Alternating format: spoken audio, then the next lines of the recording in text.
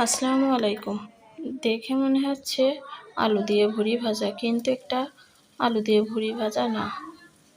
প্রথমে একটি কড়াইতে পরিমাণ মতো তেল, পেঁয়াজ কুচি ভালোভাবে ভেজে নিয়েছি। তারপরে রসুন বাটা, আদা বাটা, লবণ, হলুদ দিয়ে ভালোভাবে মশলাটা ভেজে নিচ্ছি। তারপরে দিয়ে দিচ্ছি শুকনো মরিচের গুঁড়া, দিয়ে ভালোভাবে নেড়ে চেড়ে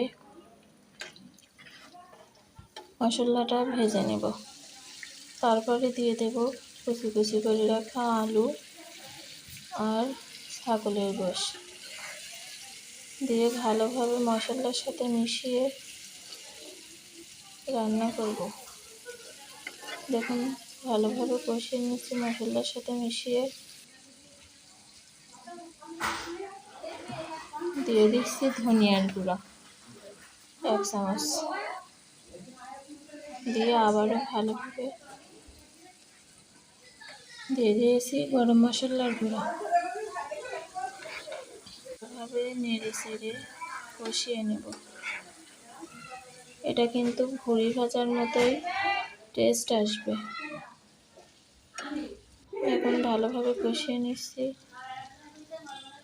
এটা আমি বারবার ঢেকে দিচ্ছিলাম আর ঢাকনা উঠিয়ে বারবার নেড়ে চেড়ে দিচ্ছিলাম।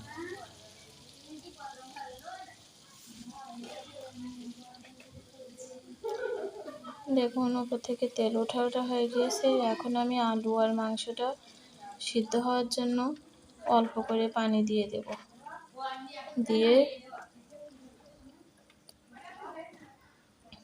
জালটা একটু বাড়িয়ে দিচ্ছি, ভালোভাবে নেড়ে পানির সাথে মিশিয়ে দিচ্ছি।